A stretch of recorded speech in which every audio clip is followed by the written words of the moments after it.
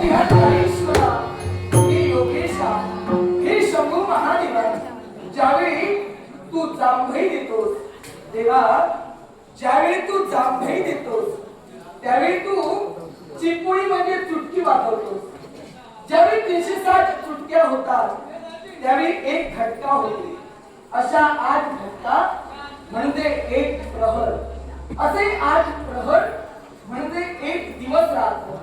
असे 30 दिवस रात्र म्हणजे एक मास. असे 12 मास म्हणजे एक वर्ष. अशी दशशत वर्ष म्हणजे 1000 वर्ष. अशी 100,000 वर्ष म्हणजे 1,00,000 वर्ष. अशी 100,00,000 वर्ष म्हणजे 1,00,00,000 वर्ष. अशी 11,67,54,000 वर्ष म्हणजे एका इंद्रदेवाचं आयुष्य. असे ज्यावेळी 14 इंद्रदेव होता त्यावेळी ब्रह्मदेवांचा फक्त एकच दिवस होता. असे ब्रह्मदेवांचे 30 दिवस रात्र म्हणजे ब्रह्मदेवांचा एक मास. असे ब्रह्मदेवांचे 12 मास म्हणजे ब्रह्मदेवांचं एक वर्ष. अशी ब्रह्मदेवांची 60 वर्ष म्हणजे महासंवत्सर हो.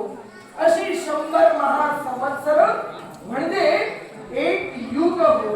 अशी 18 युग, अनंत युग, विस्तारण युग, अद्भुत युग, तामस युग, तारक युग, ताटक युग, हिम्मत युग, हिम्मयुक्त युग, अभ्यागत युग, मनोरंजन युग, अव्यक्त युग, तांबूज युग, विश्ववस्तू युग, अलंकृत युग, वृत्त युग, त्रेता युग, द्वापर युग आणि कलियुग. अशी ज्यावेळी 18 युग पूर्ण होतात त्यावेळी एक शंख होतो. असे 21,700 शंख म्हणजे एका ब्रह्मदेवांचं आयुष्य. ब्रह्मदेवांचं आयुष्य 21,700 शंख.